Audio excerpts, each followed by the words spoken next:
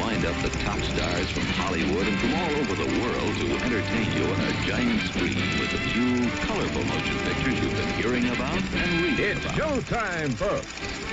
Enjoy the show. We're delighted to have you with us. The drive-in theater. You'll find something to please you to add to your evening's enjoyment. Is pleased to bring you our feature presentation.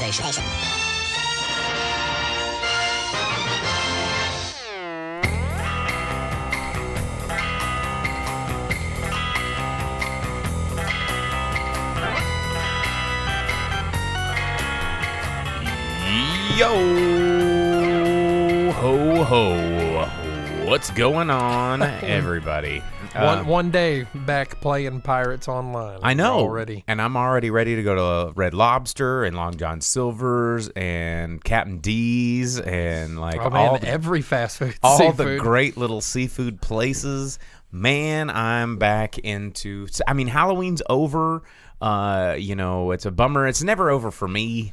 If you've ever, not many people get welcomed into my my sanctuary, but my home is full of Halloween stuff all year round because I'm that guy. That's true. Yeah, it is. And anyway, but it's November. We're running into the fall. We're getting geared up for the holiday season. I can't wait to open my Gremlins Advent calendar starting in a couple of weeks. We're gonna be opening that up live. We're gonna do an unboxing video every week. It's gonna maybe we'll get more viewers. I don't know. And another thing that I was thinking of is, how we used to do this show on the radio, for years and years and years and years on the radio. And I thought about setting up my little pirate FM transmitter so that we could actually be broadcasting live on a short range FM for the people that live within a mile radius of where we are. We are located in the wrong city to break any laws. Count me out of anything. They'd never find us unless they tuned into the show. And they don't even know where we are. Nobody knows where this is. Yeah, but they could track the signal in a movie or something.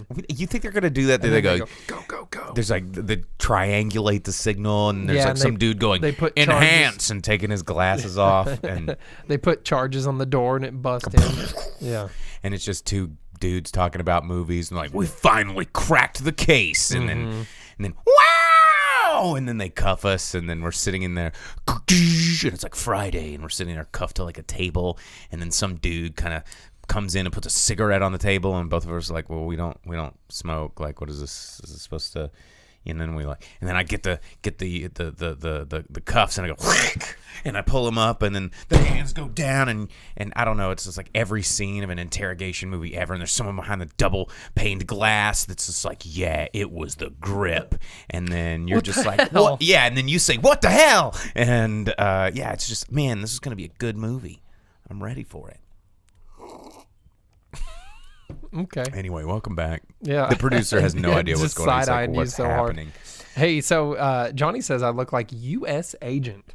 The comic book Yeah, person? hopping into comics early, but that's only because, hey, guess what tomorrow is, y'all? Election time, and we're about to live through an American nightmare. But also I like wrestling, so there we go. It is election week, folks. If you have not voted, go out and do it. I don't want to make this show more political than we tend to get it anyway, but I do encourage every person out there, no matter what your political beliefs are, to exercise your right to vote.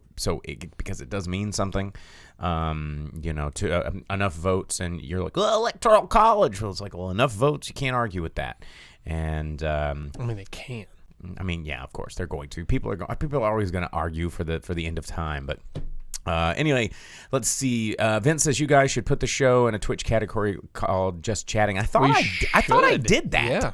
I thought I put that in my settings, but since we're using a software that grabs it and packages it and sends it to whatever, I don't know if it has that capability, but I'll look into it again. You have a thought there? Oh, no, just, hey, while we're talking about Twitch real quick, if you are watching us on Twitch, or if you have Twitch and you have Twitch Prime because you have Amazon Prime, right now, today, movie related, is the last day that you can claim the Jay and Silent Bob what's it called? Mall Brawl video game. Today's the final day. So Mall Brawl. Yeah, so make sure you claim your free Jay and Silent Bob video game. If you have Twitch Prime, just go up top right corner, click And the click crown, it. and claim it. As you're Yeah. also clicking subscribe to us. Yeah, do that. Yeah, that'd be cool. Let's see. Or at least follow on Twitch, because subscribe. Yeah, like and subscribe, blah, blah, blah, blah. Johnny says, got y'all the official picture for Arkansas on Google Maps for a weekend. Yeah. Get us those push. Got 13,000 views. And I don't think we got any new subscribers, but we should, damn it.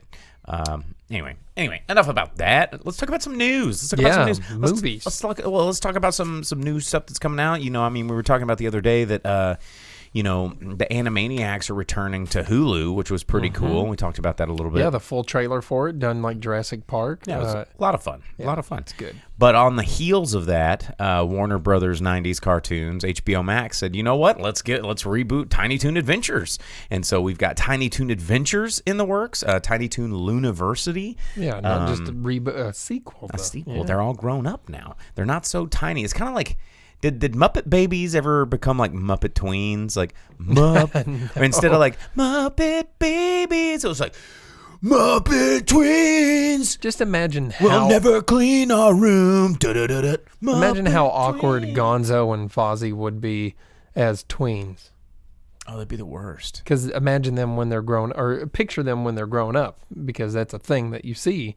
And then you have the Muppet Babies, and then put them in an in-between stage. That'd be uncomfortable to watch. Super awkward. But Tiny Toons coming back. That's kind of cool. That's kind of fun.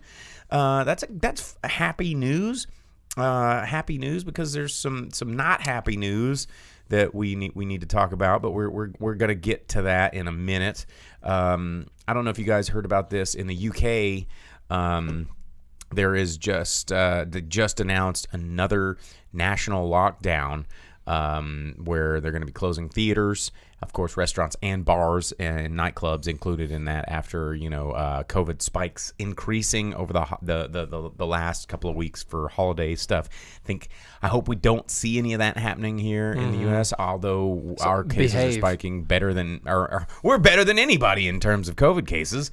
And it kind of concerns me as both a movie lover and a bar owner. Holy crap. I don't know if we could do another shutdown. But talking about theaters before they get shut down again, and hopefully they won't. Before this Thursday. Yeah, Travis pointed out here something we were going to talk about, which is that Fathom Events is doing the original live-action Teenage Mutant Ninja Turtles this Thursday through Saturday.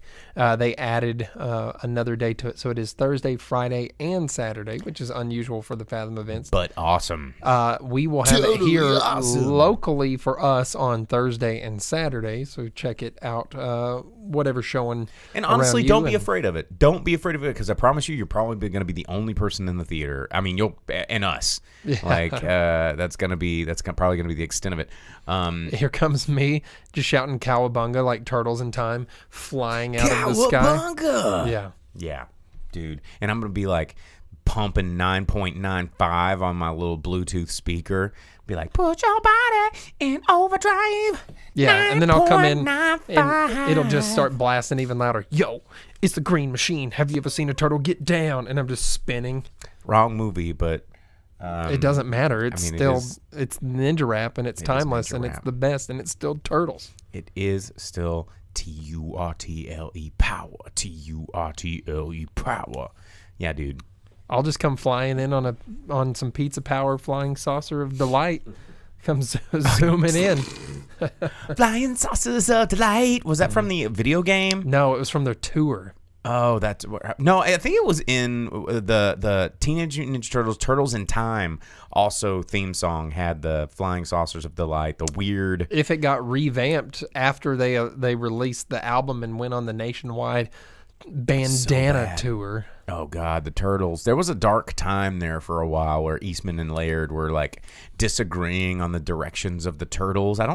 Did you watch the docu-series called The Toys That Made Us? No, Well, there's a really good episode about the Teenage Mutant Ninja Turtles, and they try to reunite Eastman and Laird because they had a blood feud over the past 20 years. Because I guess one of them sold their soul to Satan to get popular, but anyway, it's pretty good. If you've never seen that series, the Toys That Made Us, they did a good job. Some episodes better than others, but yeah, you can check it out. Check it out. Content to watch. And speaking of content online, something that we were wanting to talk about a couple of weeks ago, I'm going to start with one and then I'm going to roll it over into another one. But there is a reason that I left old Charlie Brown here, Mr. Brown, Charles Brown, in our background here with the Happy Halloween. The Peanuts, I believe CBS for years has owned Peanuts. And one of those things that they didn't want to even air to start with, it was a Peanuts Christmas special, I believe was the first one. And when they presented it to CBS, CBS didn't want to air it at all because they thought it was too depressing. And because Peanuts is depressing. But they did it anyway, and it became an American cultural icon, and a holiday icon, and they gave the chance to the Thanksgiving and the Halloween and, all of the different Peanuts stuff that we've been seeing over the past, several decades. And it's always been there. It's always been a thing to watch. It's a tradition, but not anymore. Apple has anything to say about it. Apple recently bought the rights to Peanuts and all of the Peanuts content. So now it's not going to be airing for free for anybody to watch, for everybody to enjoy, for new generations to just be able to tune in and fall in love with things that their grandparents enjoyed, because that's how traditions work. It's passed down from generation to generation. But Apple's like, nope, you got to get Apple Plus and you got to pay us for it. It's content now. And, this is something that I've been saying on the Driving Speakerbox for a really long time about streaming services and paywalls and everything going online. There is problems with this. And now we're starting to see the fruits of this evil. And, you can't put Peanuts behind a paywall. No. You can't do it. Now, since we're talking about Apple TV, too, they decided to be mysterious and send out invitations for people on November 10th. And I think Microsoft may have accidentally announced something before they were supposed to, because I saw earlier. Invitations for what? They said that Apple TV will be making it to next-gen consoles, and you can have Apple TV on different streaming devices without having to buy the little Apple TV nonsense thing or whatever. So, yeah, they'll figure out a way to sell you hardware. I mean, I used to work in an industry, and I kind of technically worked. I was an Apple person thing for a minute. I don't want to talk about that part of my life, but I met a very high up Apple person from Cupertino, and we were having lunch, and he said, Bo, make no mistake, Apple. Any solution that Apple comes up to make your life easier is just because we're trying to solve a problem of why we're not making enough money. He goes, we are a hardware company, and any software we make is so we can sell you more hardware. And I've never forgotten those words because anything that they try to make, it's all about driving sales. It's all about, you do not need pre-planned all three obsolescence. iPhones that came out in the last 6 months. Planned obsolescence was an Apple invention. And now everybody else is starting to adopt that same model. They polished it and made planned obsolescence a thing that we now all accept. I mean, there was planned obsolescence out there. I mean, obviously people want you to buy new things, but the way that Apple made it sexy is something that has now polluted almost every bit of our economy. And and now here we are getting something that's been free for 50 years now falling behind a paywall, so we have to get a fucking dongle and a subscription and then pay on top of that probably to see it. So it's a pay. And then that leads me into the next problem that I wanted to talk about physical media, something that I've said on the show since probably 2006-7. Physical media is the only way to own your content if everyone starts relying. And back then I was like, putting your stuff on the cloud. But I mean, it's still in the cloud, but now it's in the form of streaming. I don't know if you've seen all of the Amazon stuff where people are freaking out and getting mad at Amazon, and Amazon's will like go suck one because you didn't read the fine print, because nobody reads the fine print. It's a click through. It's like, oh God, scroll. I'm not and even if you did, you're not gonna go, actually on paragraph section subclause 37.3, I don't agree with that. And Amazon goes, well, okay, well, you don't have Amazon. You don't have Amazon. Fuck off. Like Jeff Bezos in the South Park episode where he comes in and he cancels your Prime membership. Well, since 2016, they've been in court over this, and that is that there's like one woman in California who is pushing because she wants to own the media that she pays for to own, and pays the same cost that it would cost her to own the physical media, own that video, whatever it may be. But Amazon's argument is that they have it in fine print that they are not the sole license holder, and that at any time any of the holders of the license of that material can revoke it and make it where something you've paid for to own and transfer between devices and watch at your will via the cloud will no longer be available to you, period. Does not matter that you purchased You're not paying for the movie, you're paying for access to the movie. And this is something I've been saying for years because I saw it coming. You know, and you just look at the inherent nature of corporate greed and you go, God, if I was an evil, black-hearted son of a bitch, I'd be like, well, yeah, now that I got you, then I'll make you pay even more to have access to the thing that you can only get through me. Well, and what's worse is that the allure of Amazon is too great. And this woman that has been trying to take them to task for this, now Amazon is saying, well, she's bought several other movies since then and continues to be a Prime member. And they're just there's no other down. way. You know, there's a well, lot of times and that's no other exactly something I talked about, last week, week before, of how the United States government has like a 400 some odd page document, one of the portions of which is against Amazon because they create their own. Yeah, but then they're going to become a government-backed monopoly anyways. So, I mean, Well, that's actually, it's like on the surface, it's a good thing, but actually long-term, it's not a good Yeah, thing. they're trying to make them split up and all that stuff. But the whole thing is that they say that they create the sellers and create the customers, and they trap them in a loop that they can't get out of. And yeah, I mean, I can't. In fact, one of the things I was going to talk about is, a little later on is via Amazon stuff. So, I mean, you can't get away from it. So it's access versus it's like access versus DRM, or a form of DRM. So like people who are, you know, Put your camera on, dude. Yeah, the fine print says, like you said, you know, you're paying for the access, right? So, and most people, you know, you're like, I'm not gonna, like that lady or you, they're not gonna give up Amazon because there aren't many other choices, right? In terms of streaming services, what are we left with? We count on our fingers at the moment. Or, you know, it's not even online. It's, you know, places like Amazon are actively cultivating a convenience culture, so there are no other options online. Right. And then it creates a place where there's no other options in town. There's already a place. I can't go rent a movie locally anymore. Amazon saw to that. Yeah, video stores are done. I mean, that's sort of the natural progression of, like, Wait, does you know, Take-Two still exist? No.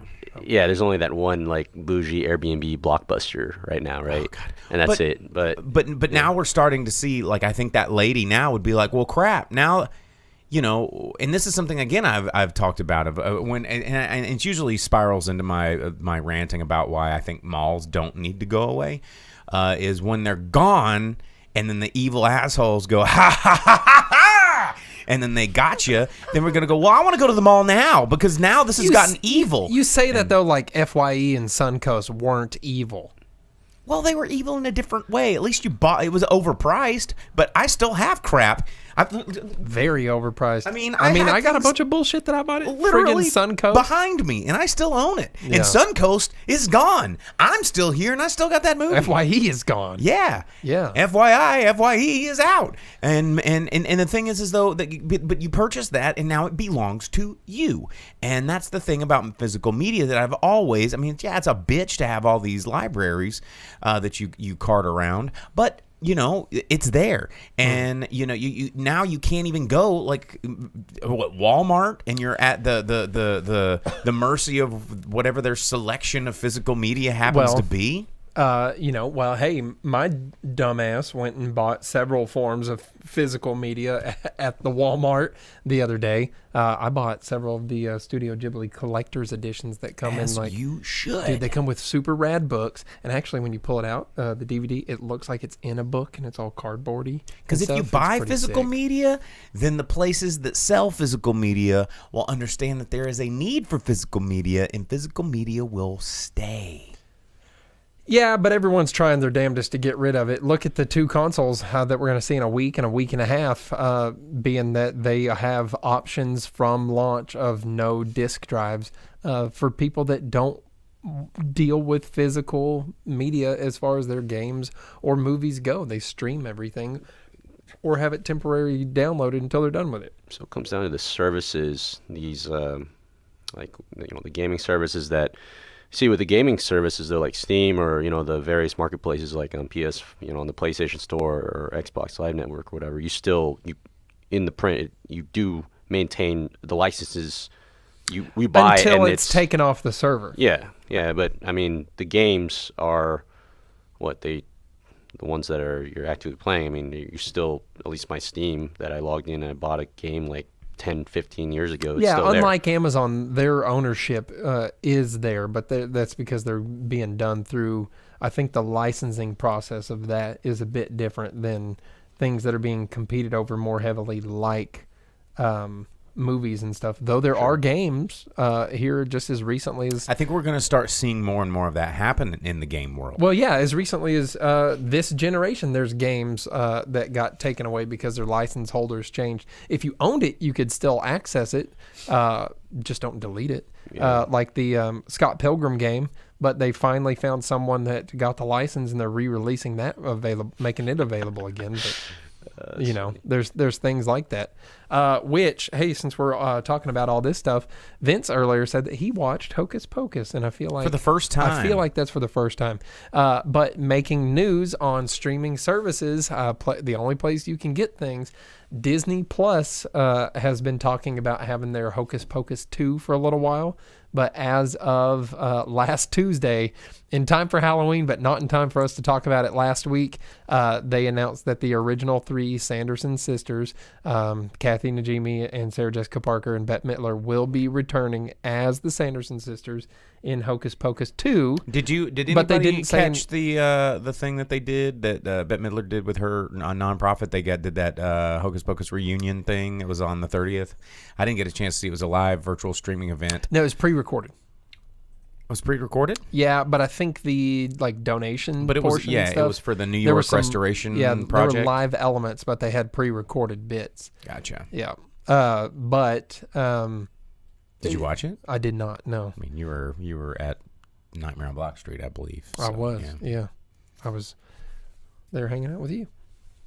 So, but yeah, Hocus Pocus 2, they've not announced what capacity they'll be in, if it's something like just a quick cameo or if they'll return as villains for the film or I think it'll be cameo at best.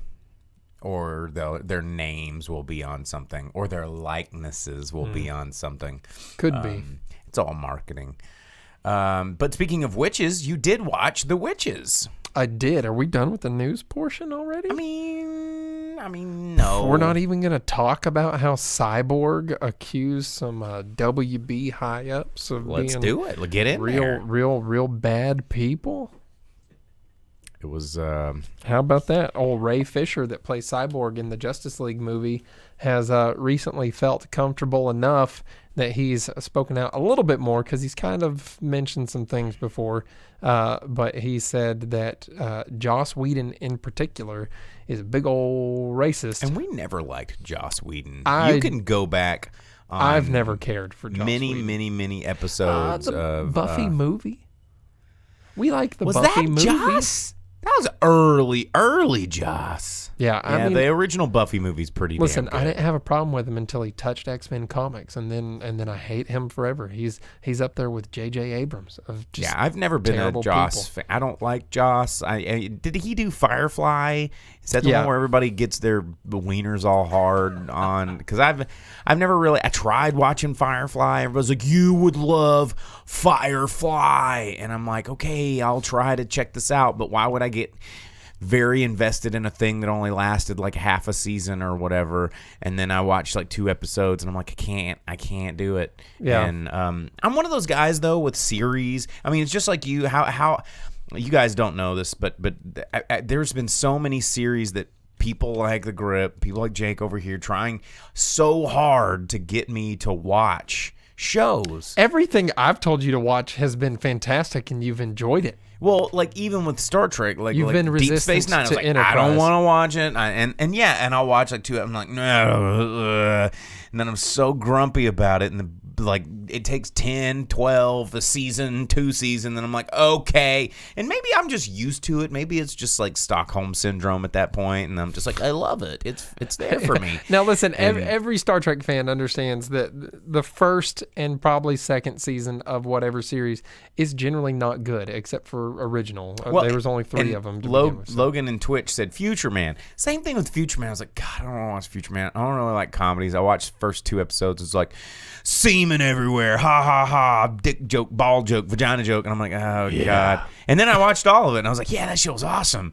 And I don't know, maybe if I watched all of Firefly, I'd be all about it. But I never. There's only one season, so if they're like, you got to get through the first season, well, that's not. And same with Avatar: The Last guys. Airbender. One of my previous co-hosts, the Gaffer, he tried to get me to watch Avatar, and I was like, dude, and I watched the first episode, and I'm like, why is this kid like sliding around on snow with freaking penguins? I don't want to watch this. And he's like, no, keep watching. Yeah, but you're a and big then I time was like, weeb, God, and Avatar's the best. And weebs just fully adopt that as part of their anime, and it's like it's not anime.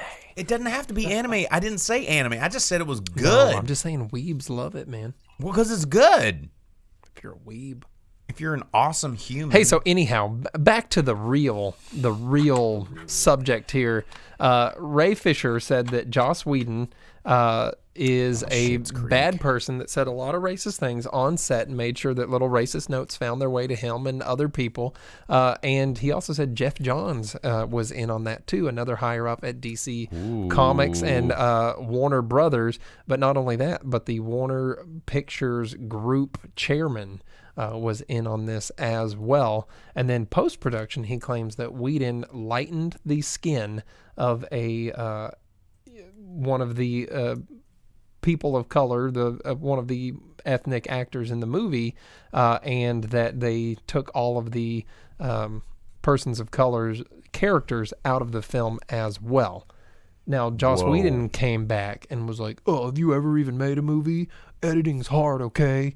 And he's like, so okay, Zack Snyder filmed on film, and I want digital, so that they have to mesh. And if I were to try to play devil's advocate on this, there's only one part that I could like editing that out. That's unspeakable. But the lightening of the skin, that is something that can have that part. That's something that's that you can defensible get because he did say Zack Snyder filmed on film, and he filmed digital, and they had to find a way to mesh them together. Right, and lighting is hard. All of the antics on set and things like that. Producer, can you come over here for just a second?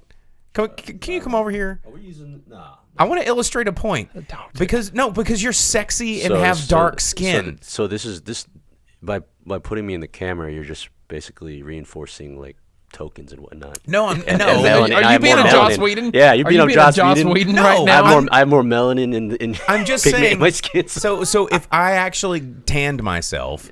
Or when you're lighting a scene, we're lit for you look so much better in frame than we do. Exactly, he looks great, and we have to do all this special lighting so we don't look like pasty idiots.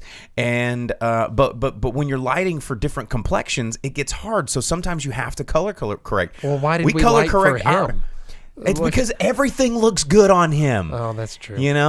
And so you have to you light for and so I get that, but editing things out, that's some bullshit. And he deleted the characters of Ryan Choi, took Cyborg's mother out, removed Iris West completely, which they were following the same thing that the CW did with the Flash, and they made Iris West a person of color there, and then Joe Morton's character, Cyborg's dad, they severely cut his role back and killed him off, or didn't even show him getting killed off or whatever it was. But Zack Snyder is supposed to be fixing all of this. All of those characters are coming back. They're supposed to have significant roles, and there will be no unnecessary skin lightening post-production, as it will all be, I guess, reshot on film. So I don't know. We'll see how it goes. But that being said, too, Joss Whedon's argument was, have you ever made a movie? To which he's made many of them. And most of them have been trash anyway. Well, yeah. But That's not a good response. Ray Fisher has you ever made six credits. Six credits, and 3 of them are Justice League. I would have responded to Joss as like, but have you ever made a good movie? So, well, yeah. So, hey, good for him for being early in his career with 6 credits, 3 of them being the exact same thing, but still feeling that he had to take a stand and say something. And screw Joss Whedon and J.J. Abrams. Forget those guys. I want to comment with from Twitch. Blondie Darko says, hold up, the handheld shots of Man of Steel were done with a DSLR. So really, honestly, in today's format, if something can shoot 1080p, if you can get an HD frame, there was a lot of stuff in The Hobbit that was shot on GoPro. And, GoPros, they have 4K. Exactly. So, sometimes what you're shooting on is less important than the framing, the lighting, and the composition of the shot. I've worked on projects with every camera you can think of, from Red Dragons all the way up to, Arri, and Arri Mini, and all the ones you can think of that get made, in Hollywood. And I've seen stuff shot on Arri that looks worse than stuff that was shot on a Canon 5D.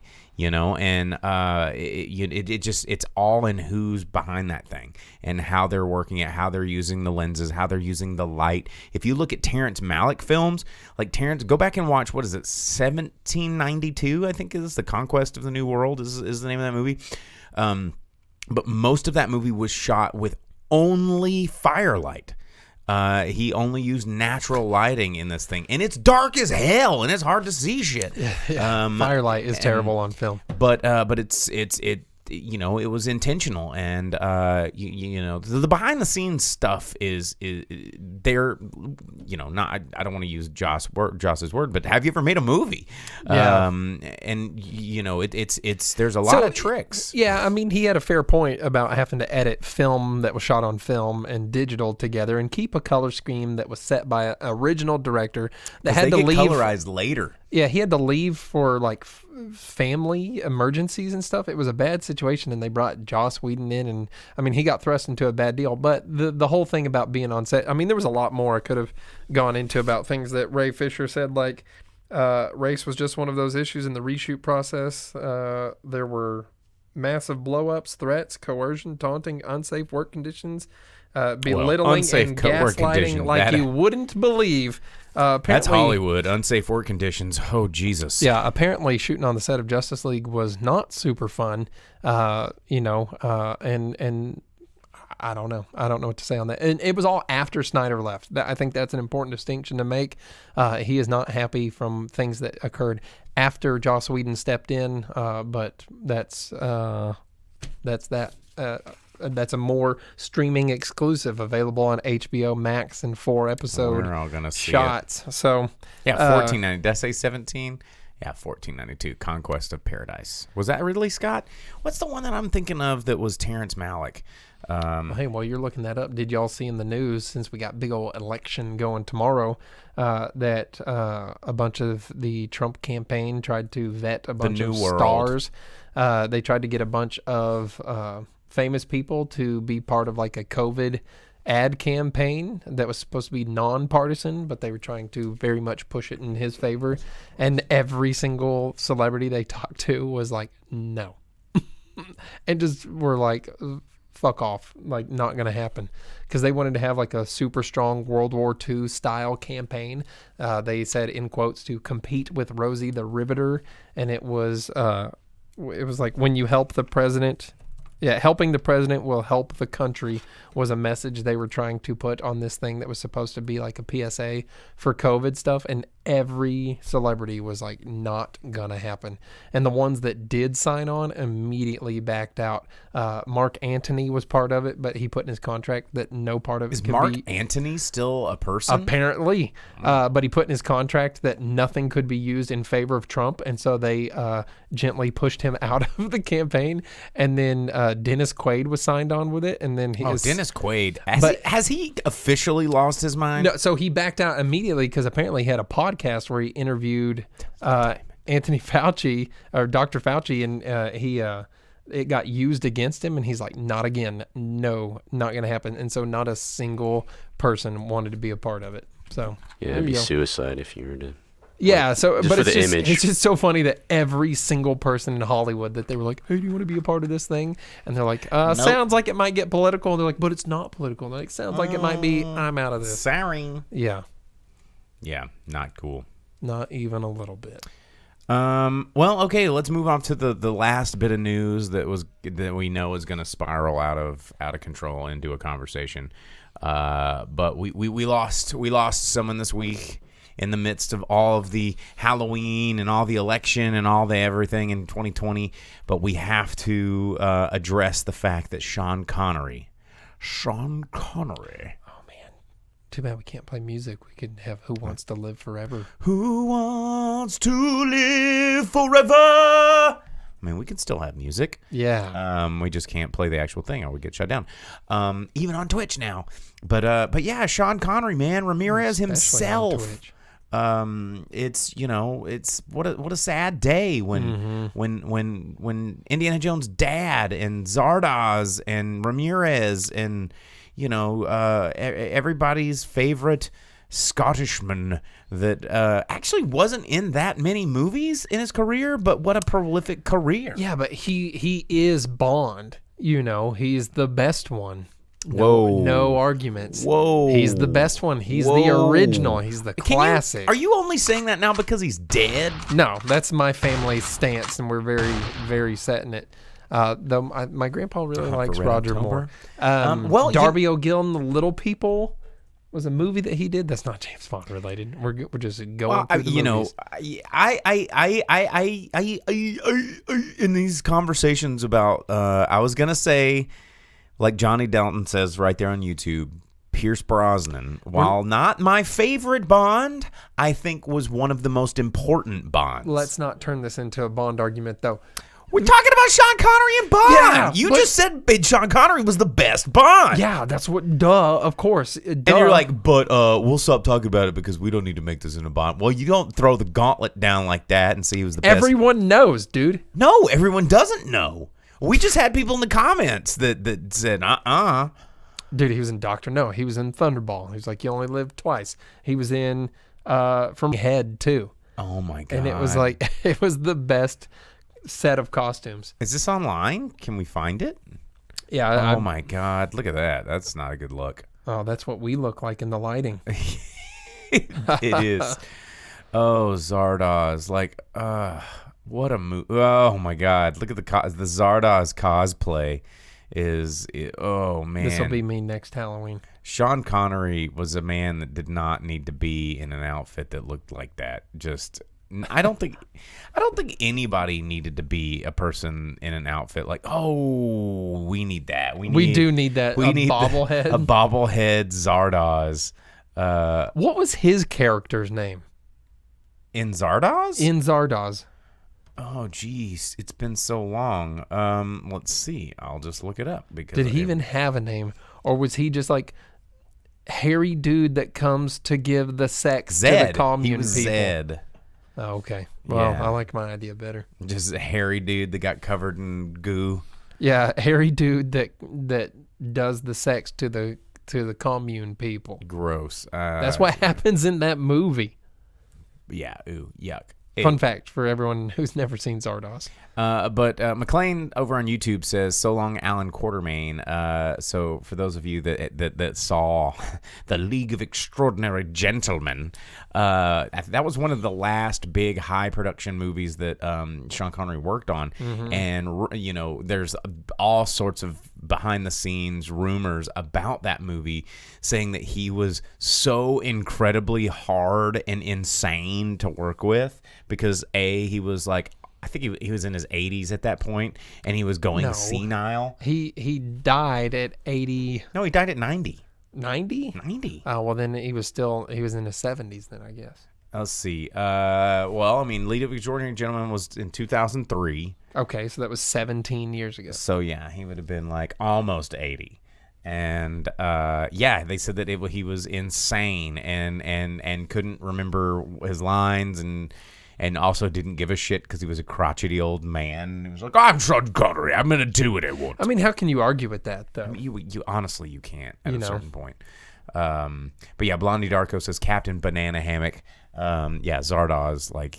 Well, and he was in a lot of other movies. Like I said, Darby O'Gill and the Little People. That's a fun family movie. You don't see a lot of those with old Connery. Well, Dragonheart. Oh, yeah, he was in Dragonheart. I had every toy from Dragonheart. Draco. I had every toy from Dragonheart. I thought that movie was the coolest. Talking about Dennis Quaid. There you go. Yeah. He's also lost his mind. First Night. He was King Arthur in First Night.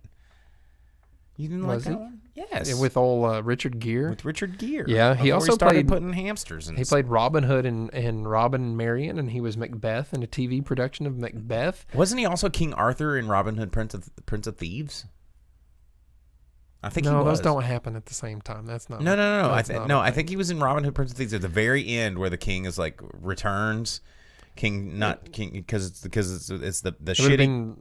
King John, Richard. Because King John was there like being a butthole. Because in Men in Tights, yeah. Patrick Stewart comes back and he's like, and now from now on, all the toilets in the kingdom will be known as John's. Yeah, so King John is there being a butthole, and then King Richard rolls in, and I think Sean Connery was King Richard in the Robin Hood, Prince of Thieves. I'm pretty sure. Well, he was also in A Bridge Too Far, and he was one of the platoon leaders or higher up command guys that was actually boots on the ground. I think Blondie Darko said it in the comments earlier. Hunt for Red October, of course. Everybody loves Hunt for Red October. He didn't even attempt a different accent because why would you? Why would you? When you're Connery. It was just like in Highlander when he was Ramirez. He's a Scottishman playing an Egyptian who is what was the third ethnicity? He was a Spaniard. He was Egyptian, right? But he had traveled the world and he was in Scotland, so he just adopted the Scottish accent.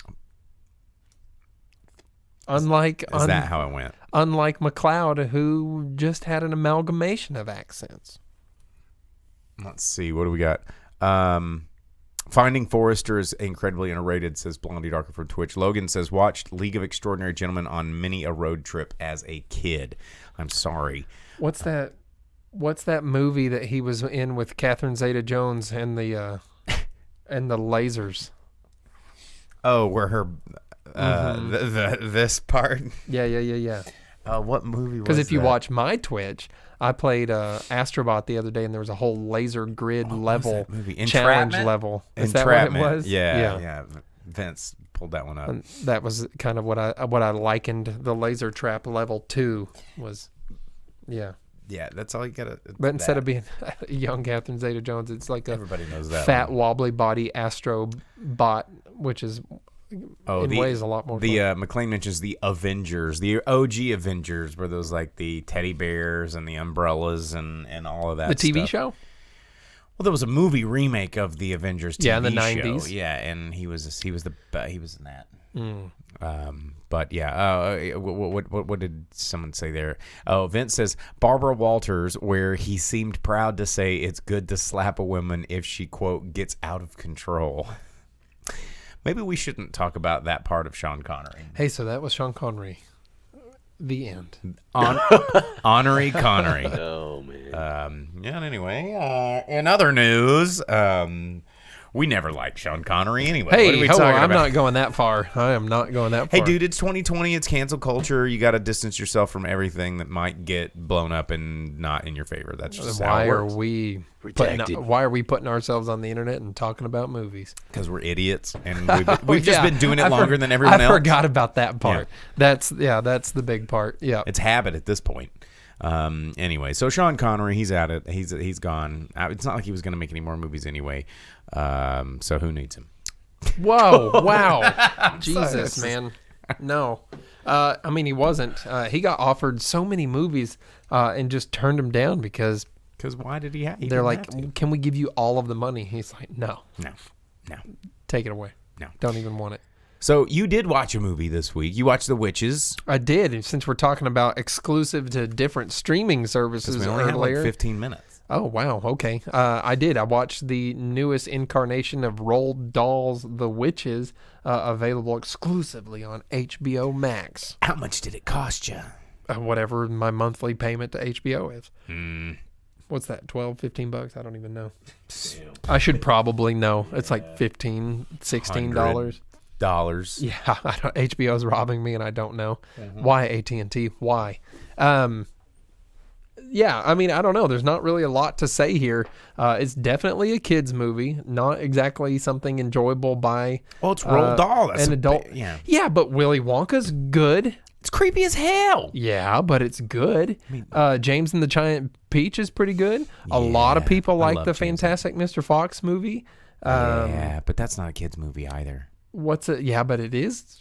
I really like James and the What's Giant another? Peach. What's another Roald Dahl movie? Charlie and the Chocolate Factory is not good. Screw that movie. BFG, we watched Oh yeah, that. BFG, and its most recent remake is actually not bad either. But this one is very boring. Not a lot going on. Anne Hathaway is very over the top, Well, kind of she difficult to kinda watch. Always is. That's kind of her brand. But it's not fun. You know, Octavia Spencer's just there trying her best to be like a sweet grandma, but she doesn't have anyone to act off of because most of her scenes end up being with a green screen or a very disinterested, mopey child that has nothing to act alongside. And it just... So it's not fun, man. Blondie's Darko in Twitch. She says, or he, I don't know any of these genders. Less traumatizing version of Witches is the new one. Yeah, okay, sure. Less traumatizing, yes, because of course they turned to CG for everything, and it all comes across as very unrealistic, unlike the practical effects used in the previous adaptation to film. So yeah, far less traumatizing, far less entertaining. Man, and it's hollow, and it's not. I didn't care for any part of it, and I simply watched it because I felt like I had a duty to do that so that I could report to you guys on this. Luckily, it is available on streaming, and you can pause it and walk away. But you don't own it. Yeah, good. I would not want to pay money for this, but it's there. You can watch it. It's a thing. It's a thing. Spooky October season. It's too long of a movie, but they don't put enough content in it to make it where you really care about anything that's going on. So I don't know. It's a bummer. They mainly focus on witches' toes. Because they are toes. potent ingredients. Yeah. In what would you call those? An unguent. Or something in some sort of elixir. Mm-hmm. Yeah. Oh, and Chris Rock is the voice. Chris Rock's in it? Yeah, he's the voice of the primary character. Okay. And I do like Chris Rock. What? I like Chris Rock. Is it okay? You hate Adam Sandler, but you like his best friend. That's in all of the same movies. The Chris Rock Show, Pootie Tang. Everybody hates Chris. Everybody hates Chris. The Chris Rock Show was awesome, by the way. Dude, Chris Rock is awesome. His stand-up is great.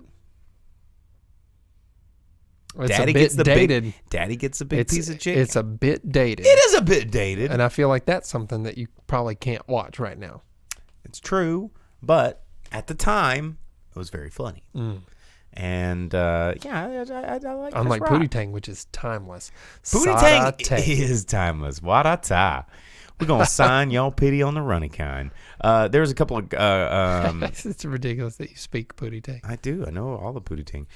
Johnny Dalton says, do you ever have that awkward experience where a casual acquaintance tried to half-assedly ask for your streaming service password? Ooh, don't do that. Don't share those, because when you give them your streaming password, it's not just access to the streaming services. They have full access to your account on that. And so they can spend your money at that point. And they can upgrade. Yeah, and they have access to a lot more of your information than just being able to watch movies. And also, I don't like logging in and going, recommended for you, some bullshit that you hate. So every time someone tells me that they let a friend or an ex or some other acquaintance not related to them by blood or something have access to their services like Netflix or Amazon or HBO or whatever, you're not thinking of what you're doing. You were granting them access to stuff, especially if you use something like HBO Go. Prior to HBO Max, when you gave them your cable access. Ew. That's the same password that you use for your cable account. There's a lot of money at stake there. Why would you do that? How well do you know your friends? It's Yeah, private exactly. Information. I didn't like giving my parents access to my Netflix because they continued to use mine and all of my And recommended. not selecting your account? Yeah. Family profiles. Yeah, so eventually yeah. I was like, make your own account, and they wouldn't do it. So I made one for So them, and I was thank like, hey, this God is yours. Amazon Prime finally started doing separate accounts because, my family, we do a swap. I let them use my Prime. They let me use their Netflix. And it works out. It works out pretty well. I like that idea. I'm the one that pays for all of them. Well, there you go. Yeah. So, and neither of us have Hulu. I do. Can I get your Hulu while I got it? Yeah, dude, I have Hulu with live TV, bro. Do you? Yeah. God dang it. I could have really used that because I signed up for it and then canceled it because I had to do this live watch party thing for KNWA because I'm on the other show later with Jason Sewell, and I had to figure out a way to get live what was it, the Masked Singer, and so I bought a damn antenna, and the antenna wouldn't get the station that I needed, so then I had to sign up for Hulu plus live, and it was like $60 a month, and I was like, okay, It's not that much. no, it's $59.95 a month. Check your bill. You obviously don't. We've established that you don't check I'm your so bill. bad. Yeah. Hey, by the way, Netflix went up $1, everybody. So you're being charged another $1 for Netflix. Dude, I still have my DVD subscription on Netflix. Oh, because that's AKA actually DVD.com. rad. There's is movies on there rad. that you can't get on streaming, It's y'all. so There's cool. so many movies not available through Dude. any streaming platform. Dude, it's No, awesome. dude, yeah, I got Hulu with live TV. I've had it. I got rid of my cable and got Hulu with live TV because at the time it was a So can I create good it? solution. Can you come over to my house and log in? I don't want your password and set up an account for me so I can have my own profile on Hulu Live plus TV. Like on your Xbox? Like on I have a smart TV that has the Hulu app. It works on Xbox. That's how I do it. Oh man, that would be extra dope.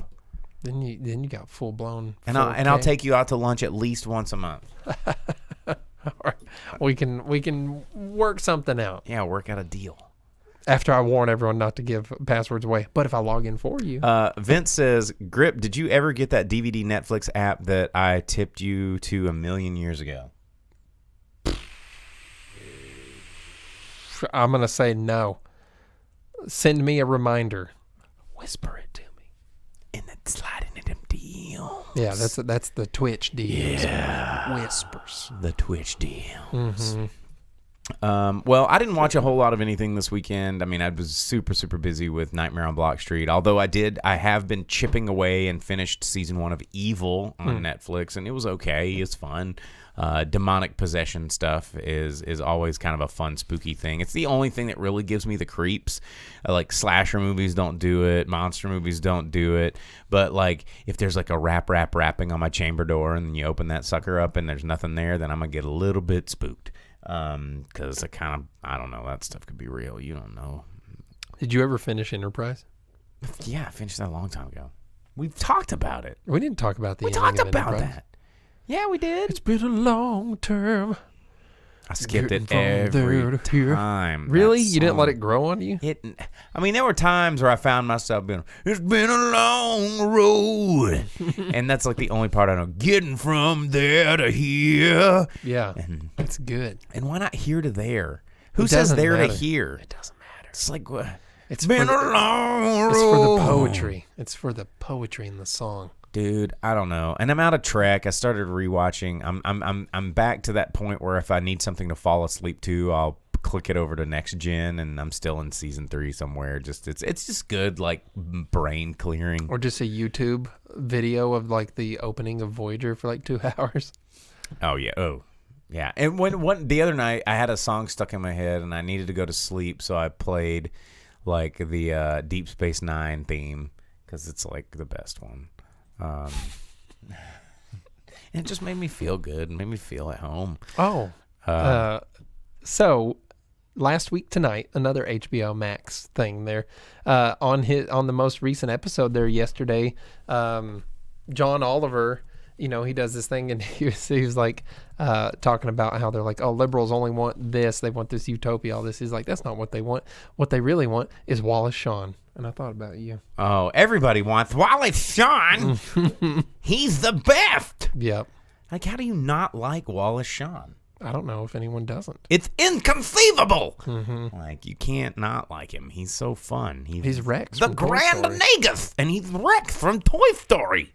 And he just has that voice with the extra over-the-top lisp. It's so good. It's so good. Anyway, well, I mean, I guess unless you have anything else to add, we've hit our hour. We should probably start wrapping it up. You got any more notes there on your notes? Well, no. Other than, hey, next week we got those next-gen game consoles coming out. And then we're never going to see you again. You're going to be late for every show. Yeah, it just always on Xbox, always, forever, always. But that will bring into discussions about getting 8K TVs and things that can hit 120 FPS. Gosh. And I knew this was going to be your reaction. Dude, you know what? I used to be so resistant. To like flat screens and Blu-ray and all of that, and now I'm like full 4K adopter, and I have like 4K everything, home theater, all that stuff. Now 8K is ridiculous. Yeah, I mean 4K 2160p though, it's becoming more commonplace. It's So, being served, The good part about having an 8K television is that you can You can flex on your friends. No, you can have something that supports 4K at higher FPS by turning the 8K down. But Sony is What did you do? The best part about having 8K is you get to turn it down to 4K. Well, with higher frame rate, because 8K is not distinguishable to the human eye unless you pushed right up against it, in which case you can't see anything anyhow. So it doesn't matter. Yeah, well, we'll get into it later. I'm going to go roll my 37-inch like CRT that's over in the other room, and we're going to like put in a classic in there, and you're going to... old movies look better on tube TVs. Yes, because here's the secret about tube TVs. It's infinite resolution. I don't think people realize that about tube TVs. That's why you still see tube TVs in news stations and stuff, because a CRT television, a cathode ray tube, it's infinite resolution and scalability. Yes, once you get to that point, you can see colorization in the pixels, but it is not a finite amount of pixels on a screen that is defined by the parameters of the hardware. And CRTs are so amazing because it's light distribution through gas, and it's so freaking awesome. And let's get us that TV from Blank Check. Awesome but heavy. It's heavy because, and that's the problem. That is the problem with CRT. That's why the technology never progressed, is because to scale it up to get those bigger, awesome, displays, it would be weigh like 1 trillion pounds. But a small CRT, you can put pretty much anything on it with infinite scalability, and you can't you have an HD display of your whatever, and you try to plug in a format from this, and it's gonna be like pixel crap garbage, and it won't just. What about those rear projection? Oh, he looks like the dude from Eraserhead right now. Hey, rear projection television's my thing. Show some love to those rear projections that burn out.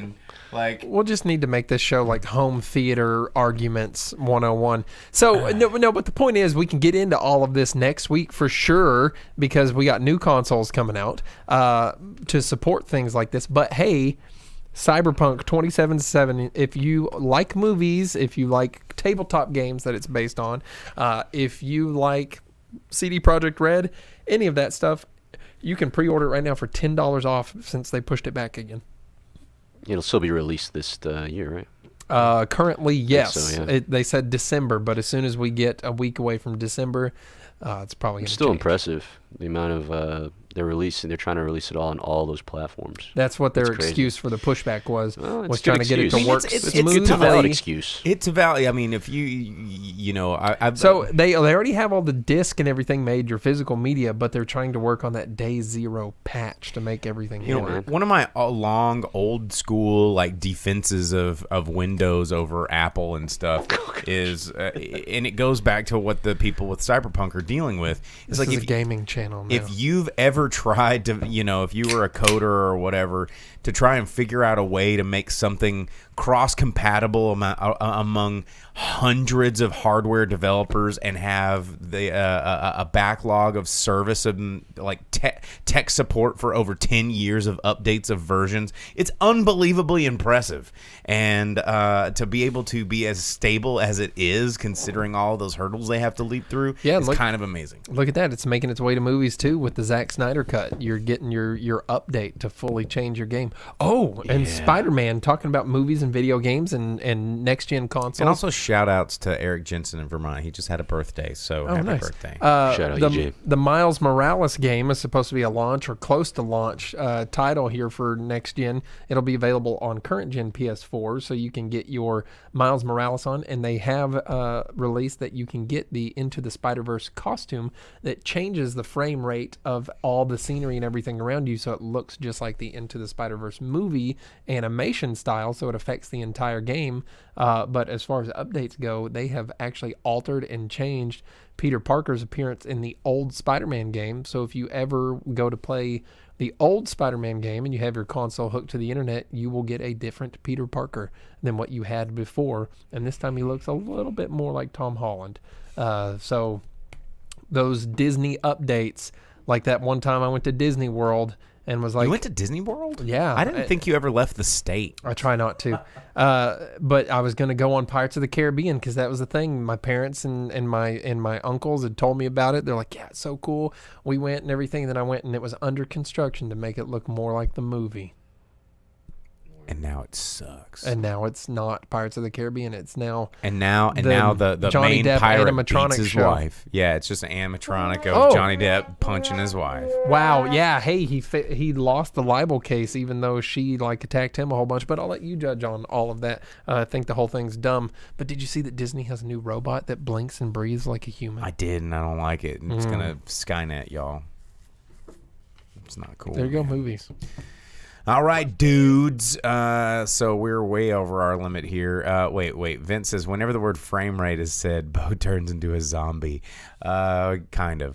Yeah, that's because he only watches cinema and TV. A cinema. He doesn't play video games or watch sports, things that Yes. frame rate matters for. Right. So when I'm all hyped about 60 and 120 because I play video games, he's like, how do you shoot this guy?